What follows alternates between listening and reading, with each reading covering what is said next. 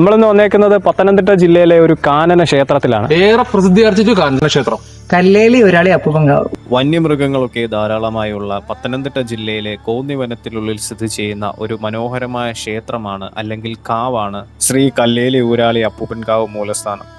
മനുഷ്യനെയും പ്രകൃതിയെയും തമ്മിൽ ബന്ധിപ്പിക്കുന്ന ഒരു കണ്ണിയാണ് കാവുകൾ. കാവുകളും പ്രകൃതിയും സംരക്ഷിക്കുന്നതിലൂടെയും പരിപാലിക്കുന്നതിലൂടെയും മാത്രമേ മനുഷ്യരാശിക്ക് നിലനിൽപ്പുള്ളൂ എന്ന ദീർഘവീക്ഷണമുള്ള നമ്മുടെ പൂർവികർ പ്രകൃതിയെയും പ്രപഞ്ചശക്തികളെയും ആരാധിക്കുകയും സംരക്ഷിക്കുകയും ചെയ്തു. പ്രകൃതി സത്യങ്ങളെ മാത്രം വിശ്വസിച്ചും ആശ്രയിച്ചും കഴിഞ്ഞിരുന്ന ഗോത്രാചാരമായ കൗളശാസ്ത്ര വിധിയാണ് ഇവിടെ അനുഷ്ഠിച്ചു വരുന്നത്. ആദിദ്രാവിഡ ഗോത്രാചാരങ്ങൾ. ആദിമ ഗോത്രവർഗങ്ങളിലെ ജീവിത രീതികളും ആചാരങ്ങളും കാവുകളുമായി ബന്ധപ്പെട്ടിരിക്കുന്നു. കൃഷി ഉപജീവനമാക്കിയ പൂർവികർ കൃഷിനാശം, മൃഗശല്യം, രോഗബാധ മുതലായവ ഇല്ലാതാക്കാൻ പ്രകൃതി ശക്തികളെയും ദേവതകളെയും മലദൈവങ്ങളെയും നാഗങ്ങളെയും ആരാധിച്ചിരുന്നു. സ്വാഭാവിക വനമായ കാവുകൾ അനേകായിരം സസ്യജന്തുജാലങ്ങൾക്കും സൂക്ഷ്മജീവികൾക്കും പ്രകൃതിദത്ത ആവാസവ്യവസ്ഥ നൽകിക്കൊണ്ട് പരിസ്ഥിതി സന്തുലനം നിലനിർത്തുന്നു. ഔഷധ സസ്യങ്ങളുടെ കലവറ കൂടിയാണ് കാവുകൾ.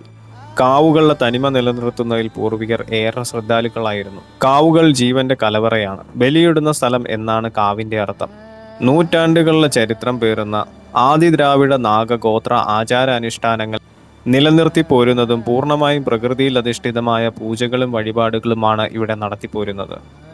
999 മലകളിലെയും മൂലസ്ഥാനമാണ് കല്ലേലി ഊരാളി അപ്പൂപ്പൻ എന്നാണ് പഴമ കൊണ്ടുള്ള വിശ്വാസം.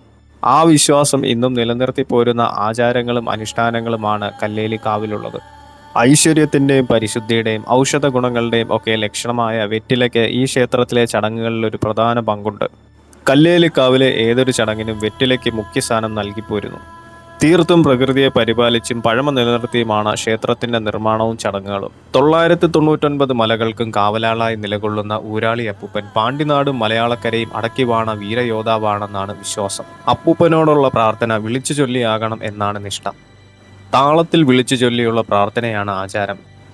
മേടമാസത്തിലെ 10-ാമതേ ഉത്സവമാണ് ഇവിടുത്തെ പ്രധാന ആഘോഷം. കാവിന്റെ അധിപനായ ഊരാളി അപ്പൂപ്പനെയും തൊട്ടരികിലായി ഊരാളി അപ്പൂപ്പന്റെ അമ്മ എന്ന സങ്കല്പത്തിൽ അമ്മൂമ്മയും പ്രതിഷ്ഠിച്ചിരിക്കുന്നു. ഇവർക്ക് എതിർവശത്തായി വടക്കഞ്ചേരി വല്യച്ഛൻ ഉപദൈവമായി കുടികൊള്ളുന്നത്. ഇവരെ കൂടാതെ കൗള ഗണപതി, കുട്ടിച്ചാത്തൻ, വിഷ്ണു സങ്കല്പത്തിലുള്ള ഹരിനാരായണ തമ്പുരാൻ എന്നിവരും ഇവിടെ ഉപദൈവങ്ങളായി നിലകൊള്ളുന്നു. ഈ ക്ഷേത്രത്തിന് മറ്റു പല പ്രത്യേകതകൾ കൂടിയുണ്ട്. അതിലൊന്നാണ് എല്ലാ ദിവസവും പൊങ്കാല നടക്കുന്നു എന്നത്. ക്ഷേത്രത്തിലെത്തി പ്രാർത്ഥിച്ച് ആഗ്രഹങ്ങൾ സാധിച്ചവരാണ് ഇവിടെ പൊങ്കാലയിടാൻ എത്തുന്നവർ. അവധി ദിവസങ്ങളിൽ ക്ഷേത്രത്തിനടുത്തായി നിരവധി പേരാണ് പൊങ്കാലയിടാൻ എത്താറ്. അതുപോലെ തന്നെ ഇവിടെ മറ്റൊരു പ്രത്യേകതയാണ് എല്ലാ ദിവസവും അന്നദാനമുണ്ട് എന്നത്.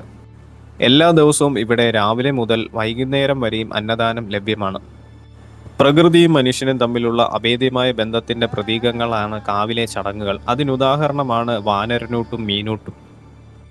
ഈ ക്ഷേത്രം അച്ചൻകോവിലാറിന്റെ തീരത്തായാണ്. നിലവിൽ മഴ പെയ്ത് അച്ചൻകോവിലാറിലെ വെള്ളം കലങ്ങിക്കിടക്കുന്നത് കൊണ്ടാണ് ക്ഷേത്രക്കടവിലെ മീനുകളെ കാണാൻ സാധിക്കാത്തത്. അല്ലെങ്കിൽ ഇവിടുത്തെ മത്സ്യസമ്പത്ത് വ്യക്തമായി തന്നെ നമുക്ക് കാണാൻ സാധിക്കുന്നതാണ്. ഈ കാണിക്കുന്ന വീഡിയോയിൽ ഇവിടുത്തെ മത്സ്യസമ്പത്ത് വ്യക്തമായി തന്നെ കാണാൻ സാധിക്കും. ഇത് 2 വർഷം മുമ്പ് ഞാൻ എടുത്ത വീഡിയോ ആണ്.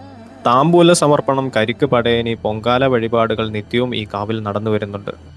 ഇതുകൂടാതെ പ്രകൃതി സംരക്ഷണ പൂജകളായ ഭൂമി പൂജ, വൃക്ഷ സംരക്ഷണ പൂജ, ജലസംരക്ഷണ പൂജ, സമുദ്ര പൂജ, പക്ഷിമൃഗാദി പൂജകൾ നൽകി പ്രകൃതിയെ ഉണർത്തിച്ചാണ് മലയുണർത്തി പ്രഭാതവന്ദനം നടത്തുന്നത്.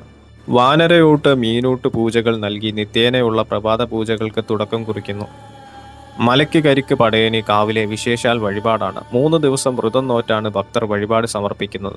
താമ്പൂല സമർപ്പണം, കോഴി സമർപ്പണം, നിലവിളക്ക് സമർപ്പണം, നിത്യ പൊങ്കാല സമർപ്പണം, നിത്യ അന്നദാന സമർപ്പണം, മഞ്ഞൾപ്പറ, നാണയപ്പറ, നെൽപ്പറ, അൻപൊലി എന്നിവ സമർപ്പണമായി നിത്യവും നടന്നു വരുന്നു. മേടം 1 തുടങ്ങി 10 ദിവസത്തെ മഹോത്സവത്തിന് 10-ാം നാൾ 10-ാം ഉദയത്തിന് പ്രശസ്തമായ കല്ലേലി ആദിത്യ പൊങ്കാലയും കല്ലേലി വിളക്കും, വലിയ മലയ്ക്ക് കരിക്ക് പടയനിയും 41 തൃപ്പൊടി പൂജയും മലക്കൊടി എഴുന്നള്ളത്തും നടത്തുന്നു. കല്ലേലി കൗള ഗണപതി, ഹരിനാരായണൻ, കുട്ടിച്ചാത്തൻ, വടക്കഞ്ചേരി വല്യച്ഛൻ, പാണ്ടിയൂരാളി മൂർത്തി, ആദ്യ ഉരുമണിയൻ, കാവിൽവാഴും അമ്മ പരാശക്തി, വനദുർഗ, നാഗരാജൻ, നാഗയക്ഷി, കൊച്ചുകുഞ്ഞ് അർഗൊല, യക്ഷിയമ്മ, ഭാരത പൂങ്കുറവൻ, ഭാരത പൂങ്കുറത്തി, ആശാന്മാർ, ഗുരുക്കന്മാർ, പിതൃക്കൾ, പർണശാല, പുറംകുളം എന്നീ ഉപസങ്കല്പങ്ങൾക്ക് വിശേഷാൽ ഊട്ടുപൂജയും നടത്തിവരുന്നുണ്ട്. ഇതിൽ ഭാരത പൂങ്കുറുത്തി ആണ് ഇടുക്കിയിടാൻ നിർമ്മിച്ച കുറവൻകുറുത്തി മലയിലെ ആരാധനാമൂർത്തികൾ. അതുകൊണ്ട് തന്നെ നമുക്ക് പറയാം, ഇടുക്കി ഡാം നിർമ്മിച്ചിരിക്കുന്ന കുറവൻകുറുത്തി മലകളുടെ സംരക്ഷണത്തിനായി നിത്യവും പൂജ നടക്കുന്ന ഏക ക്ഷേത്രം അല്ലെങ്കിൽ ഏക കാവാണ് ഇത്. പ്രാചീനകാലം മുതലുള്ളതും എഴുതി ചിട്ടപ്പെടുത്തിയിട്ടില്ലാത്തതുമായ കുമ്പപ്പാട്ട് ഇവിടത്തെ പൂജകളുടെ ഭാഗമാണ്. മുളങ്കമ്പ് വെള്ളാരം കല്ലിലിടിച്ച് കമുകിൻ പാളയിൽ കാട്ടുകമ്പുകൾ കൊട്ടിയും ഇരുമ്പ് പണിയായുധങ്ങൾ കൂട്ടിത്തട്ടിയും കുമ്പപ്പാട്ടിന് താളമൊരുക്കുന്നു. ആദിദ്രാവിഡ നാഗ ഗോത്ര ജനതയുടെ പാരമ്പര്യ കലയായ കുമ്പപ്പാട്ട് എന്നും കൊട്ടിപ്പാടുന്ന ഏക കാനന വിശ്വാസ കേന്ദ്രമാണ് കല്ലേലി ഊരാളി അപ്പൂപ്പൻകാവ്. പ്രപഞ്ചത്തിലെ സർവ്വചരാചരങ്ങളെയും ഉണർത്തിച്ചുകൊണ്ടുള്ള കുമ്പപ്പാട്ട് 7:30 വെളുപ്പിനെ വരെ നീളും. ഈ ക്ഷേത്രത്തിലെ ഏറ്റവും വലിയൊരു പ്രത്യേകത എന്ന് പറയുന്നത് ഈ ക്ഷേത്രത്തിലെ പൂജകളും കർമ്മങ്ങളും എല്ലാം ചെയ്യുന്നത് ഊരാളിമാരാണ്. ഈ കാവിലെത്തുമ്പോൾ കിട്ടുന്ന ഒരു അനുഭവം ശരിക്കും വാക്കുകൾ കൊണ്ട് വിവരിക്കാനാവുന്നതല്ല.